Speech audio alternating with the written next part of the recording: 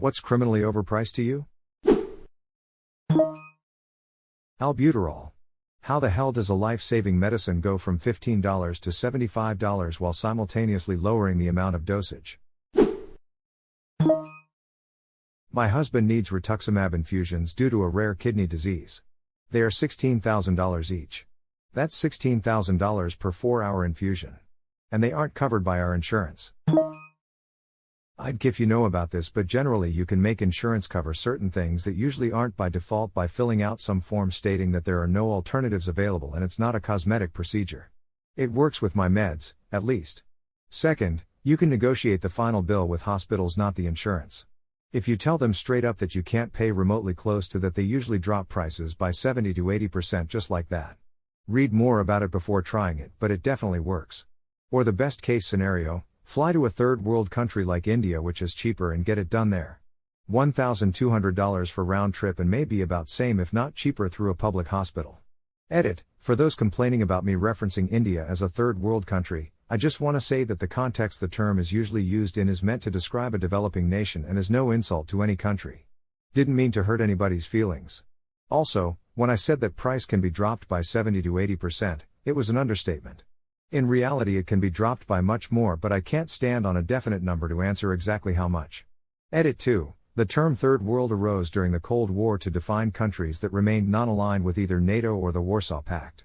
The United States, Canada, Japan, South Korea, Western European nations and their allies represented the First World, while the Soviet Union, China, Cuba, Vietnam and their allies represented the Second World.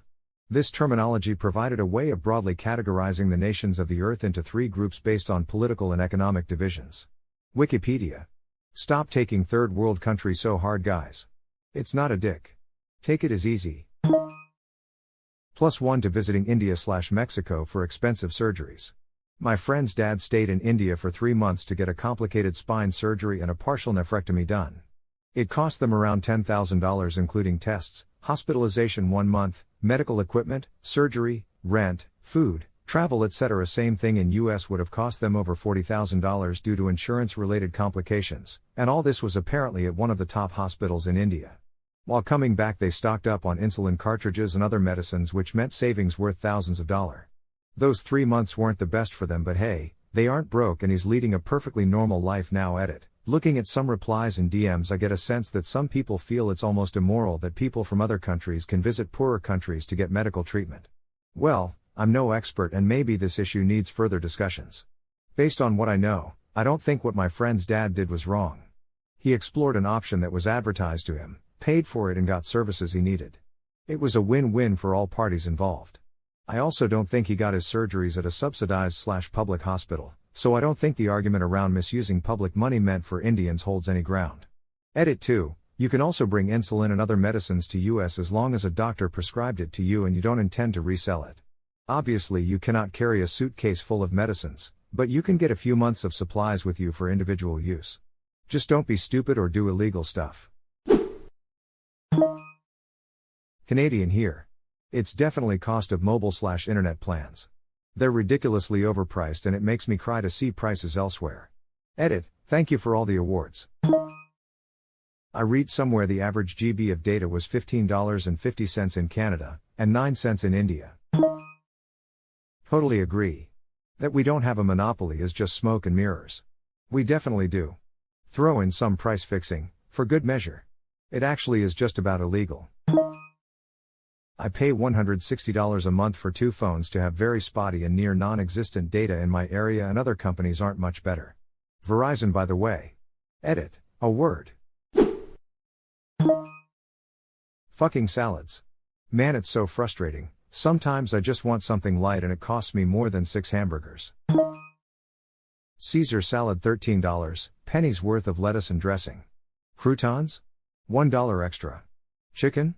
$3 extra. I've seen $17, with tax, chicken Caesar salads at super mid-range places. I just ate at a restaurant this evening that offered a Caesar salad for $15. The chicken was $6 extra. They opened up a couple of salad and goes where I live. It's fast food but with salads and they're only about $6 with chicken or tofu and the iced teas go for $1. I know everybody is going to give better answers, but for the life of me, I cannot without why suitcases are so expensive. They're just plastic shells, a zip and some wheels, yet they sell for hundreds. My guess, part of the logic, from the company POV, might come from the fact that they are an infrequent purchase, and for being so infrequent for the majority of people, they only get a couple repeat purchases from each customer in the customer's lifetime. Edit to add, also, demographics-wise, if people are buying luggage, that means they likely have some disposable income for travel and can afford a bag for the lifestyle too. Also, utility versus accessory. You can charge a premium on something you label an accessory. Whereas my large sturdy luggage cost me $35 has lasted 3 years of semi-regular use. It is ugly, but I don't care, I don't wear my luggage on dates. Honestly, if you travel a good bit like I used to for work, a good suitcase is worth it. The wheels and bearings can handle the abuse, zippers don't break, etc. My EpiPen, kinda can't really afford to keep getting them. I'll be screwed if I get stung up and I'm a landscaper. Edit, thanks everyone for the info on how to find them for much cheaper. Very much appreciated. A lot of great info here, smile. There is a way around. If you get a doc to prescribe the vial and needle, it's under $10 I believe. This, 1,000 times this. I have 4 kids, each needed pens for school, and they couldn't share of course, and pens only came in sets of 2. So a single $35 pen turned into $3,200 because pens were $400 each, and each had to be bought in pairs, and I had to have a specific prescription for each kid. Fucking stupid. Got the doctor to prescribe a vial of epi and a filter needle, glass vials need filter needles, and the single script cost about $16. Gave to the school nurse. Done. Oh, and the vial didn't expire in 1 year. FYI, a reason you need new EpiPens each year is because a prescription written by a doc is only good for up to a year. The expiration date on the medication itself might be 2 or more years in the future, but the RX itself expires after a year. I'm currently working as school nurse and have handed some meds back to parents that I am not allowed to give but are perfectly fine for home use. Yay, the best part of this arrangement was that the prescription was for epi to use, not tied to the specific vial. So the vial was shared between all the kids, with each kid having a separate prescription. It got us through the last 2 years of needing it on hand. The company that is jacking up prices and preventing alternatives needs to be brought up on federal racketeering charges. All 4 kids needed EpiPens, that nuts. But it's awesome that you have an understanding doctor to help you out with that. You might not be aware, but EpiPens are up to 85% effective 4 years after expiration date. Don't throw them out just because they have expired. As long as the liquid in the view window is clear and not cloudy, you're good to go. https://www.drugtopics.com/view/ are EpiPens still good after their expiration date? So does that mean my 10+ year out of date EpiPen would be worth using versus dying? Better than nothing, but I wouldn't rely on it. Any software of the Adobe suite. Edit, good to see that thousands of people agree. I guess I'll take the opportunity of this post blowing up to recommend alternatives. Photoshop, GIMP, I honestly really don't like it even though I use it a lot. Krita, focused around art, Photopea, online photo editor, darktablepaint.net, of course, Affinity Photo, haven't tried this one yet, Illustrator, Inkscape, clunky but powerful, Figma, I love it, simple and clean. It also has a desktop app, Affinity Designer Premiere Pro, Caden Live, Libre Video Editor, Hit Film, I should really try this one. Edit, NVM, it doesn't have a Linux version, DaVinci Resolve After Effects, honestly, I literally coded my own Audio Spectrum music video encoder using Mpeg and Node.js because of the lack of alternatives. For my specific use case, I didn't do any particular motion design or post effects. Frown though, some of you recommended some promising alternatives. Visi, for Audio Spectrum videos specifically, I knew about this one, Fable, web-based app for motion design, haven't tried it but looks very promising. Edit too, boy, I almost forgot about the alternatives to Adobe PDF Reader. I loved Focaler less than, I 100% recommend this one. It's made by the same people who made Krita. Works both on Linux and Windows, Sumatra PDF Master PDF Editor, the free version is very good already, Zathura if you're a Linux user and like Vim key bindings, this one's for you. Yes, that's the one I use. Edit 3, Some people were curious about this audio spectrum music video encoder that I coded using Mpeg and Node.js. So here it is. It's nothing fancy. For once it's not my own software but rather my own script which generates a video using a music file and background image file. Also, I'm considering rewriting the whole thing in another programming language like Rust and or C#. I made this for my own YouTube channel where I upload Minecraft noteblock covers. It's called Nodeblock and here's the source code. Bear in mind though that it's really coded for my specific use case, so if you're looking for something to make audio spectrum videos I'd rather recommend Visi or similar. But feel free to look at it if you're curious about the technicalities. Last note, the code for the audio spectrum isn't mine, it actually comes from a p5.js sketch from Jayati Andri and it's also the one used in Visi for their audio spectrum. You should look at Affinity software. It's a single payment to own, relatively cheap, and it's very similar to some Adobe products, Photoshop, InDesign, Illustrator. I switched and never looked back. https://affinity.serif.com/na/. Another plug for Affinity. I also love DaVinci Resolve. The flat price for Logic and FCPX actually aren't bad either if you're on a Mac. You didn't mention Blender but it's crazy powerful, free and one of my favorite programs of all time. Anything is better than feeding the Adobe succubus. Fuck Adobe. Their subscription model pricing is mobby AF. Subscription model or refuse to let you cancel model? Fuck Adobe. I wanted to cut down some expenses a few months ago and was surprised to see there was a $160 or so penalty, because it was a year plan. Got desperate in the beginning as I'm unemployed, but then tried changing the type of plan to one with less contents. The original plan was cancelled, without paying the penalty, then got this very cheap one with Acrobat Pro only. And then I realized it went to a trial period, so I also cancelled it right away and in the end I got a reimbursement from that Acrobat Pro only plan. Anyway, fuck Adobe Edit, added the non-penalty part. God, I hate that cancellation shit. That should be criminal. Concessions at sporting events in the US. Our taxes pay for the stadiums. Then the public has to buy tickets to get in. Then when we finally get inside, they are gonna charge $14 for a $3 beer. A podcast told me that the Atlanta Falcons specifically went against this. They cut their contract with Aramark and have very affordable prices. I remember a coworker told me a story of a baseball game he went to. After buying tickets and beer/food, they sat down and it started to rain. It was raining too bad to keep going so they called the game. He said that was $50 down the drain. We were on our way to a baseball game once and it started drizzling. We pulled over on the side of the road about 5 minutes from the stadium and decided to wait to see if they called the game. Since my dad was driving we were obviously getting there like 9 hours before the game started, in reality probably like 2, but you know dads. 20 minutes later they called the game after it started pouring. If we had paid the $20 for parking we certainly wouldn't have gotten our money back, so good job Dad. In 1989, my brother wound up with corporate tickets to an Oakland-San Fran World Series game. It was cancelled due to earthquake. The October 17th game when the earthquake happened a few minutes before the start of the game, and they called it because there was no power at the stadium? Here's what that looked like to everyone watching the game on TV. Tim McCarver and Al Michaels were caught off guard, to say the least. Video starts at 5 p.m., the earthquake happened at 5:04. For those watching the video, the timestamp is 4:34 when the earthquake occurs.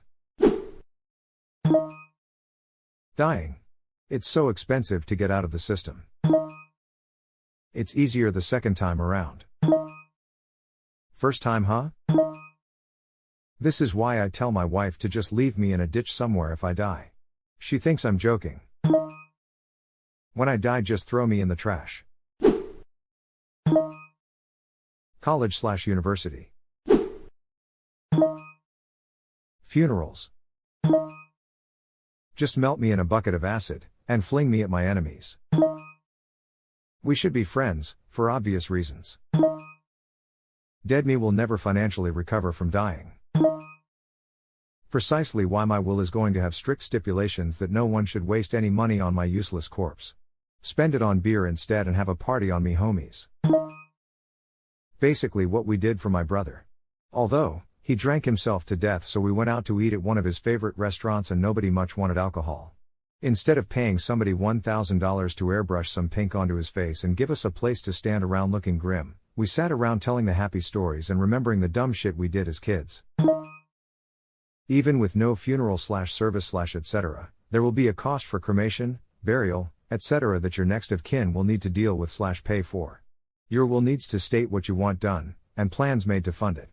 My dad passed away earlier this year, and even with no funeral, service, etc., per his request, I still had to pay over $3,000 just days after he passed to have his body dealt with, and another $600 for someone to dig a hole at the pre-purchased cemetery plot. His requests were similar to my mom's when she passed away about 7 years ago, so I wasn't surprised by the cost, but it's definitely difficult to put so much money into basic post-death/funeral care. My wife passed away in Sept and, to honor her wishes, I paid for a burial instead of cremation. I was kind of surprised that it was only $7,500 for everything. That includes the funeral service, body prep, casket, plot and burial. It would have only been $1,500 for cremation, but I wanted to abide by her wishes. As for me, throw me on a compost heap, or whatever else you can find that doesn't cost you anything. What the fuck will I care? I'll be dead. As for me, throw me on a compost heap, or whatever else you can find that doesn't cost you anything. What the fuck will I care? I'll be dead. There's a lot of people that would agree with this sentiment, but unfortunately most states have very specific laws on how to dispose of a human corpse. A good way to avoid funeral costs is to donate your body to medical science. You need to pick an institution ahead of time, but it's free. Plus, if you get dissected by students, they read a little blurb about you at the beginning of the dissection. If I do this, I'll get a QR code tattooed on me so the students can read up on me. Maybe rickroll them while I'm at it. I'd watch the whole video out of respect that you fucking got me even after death. Gotta respect the post-mortem rickroll. Rick Astley is a pretty cool guy BTW. Not all bodies are accepted though. A lot are turned down if they just aren't what is specifically needed. I'm donating myself to the body farm in TN. They take everyone except for COVID deaths or stuff like hepatitis/TB. Just throw me in the trash. My useless corpse will be going to the body farm at Western Carolina University where students will get to study as I decompose on the side of some beautiful restful mountain. Free. How you getting there? Better pin a Uber gift card to your jacket or something. Same buddy. Idaho State University. I learned from a cadaver lab filled with generous donors and it has been my intention ever since to be placed there upon my death. Hopefully there's something interesting to study. This. Paid for 2 funerals this past year. Get a life insurance policy, and get a will. And for the love of all that's holy, save your paperwork and login information so that your next of kin can find it.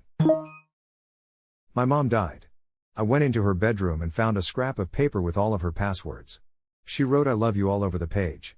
It put me out for about a week. This Christmas my mom took me around her house and showed me where all of her important documentation was in case something happened because her partner Stan would be totally lost. Even simulating the process got me more than I thought it would. My dad did this over the years before he died in 2020. He never remarried after he divorced my mom, so me and my sister were all he had. We both lived away from him, so every time we came home he would show us where everything was. He had all of his vital paperwork in one spot. His truck was titled in my name or his. Big difference between and or when it comes to titles. My sister and I were on all his bank accounts as joint owners. He had boxes with our names on them of the stuff he wanted us specifically to have. All of his login/PW were on a spreadsheet for us. He was completely prepared and his efforts allowed me and my sister to handle business efficiently, which gave us time to process and grieve without worrying about the other stuff. Edit. Thank you all for the kind comments. I miss my father immensely. Very kind, generous man. He's why I have become the man I am today. I never would be where I'm at if not for his support and belief in me. This 100%.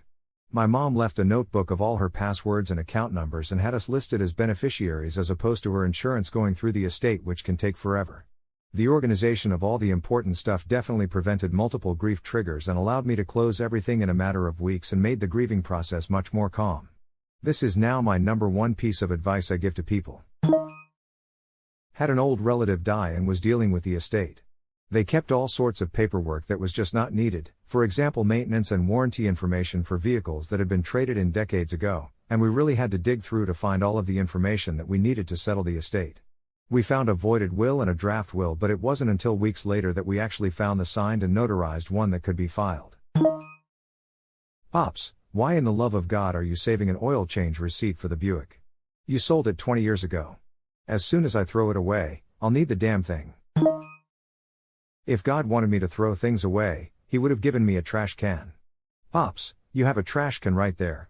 I had to buy that one. Oh, my heart hurt to read this. That's so sweet and so sad. If you liked the video, hit that subscribe button for more content. I post every day and I'll see you next time with more stories.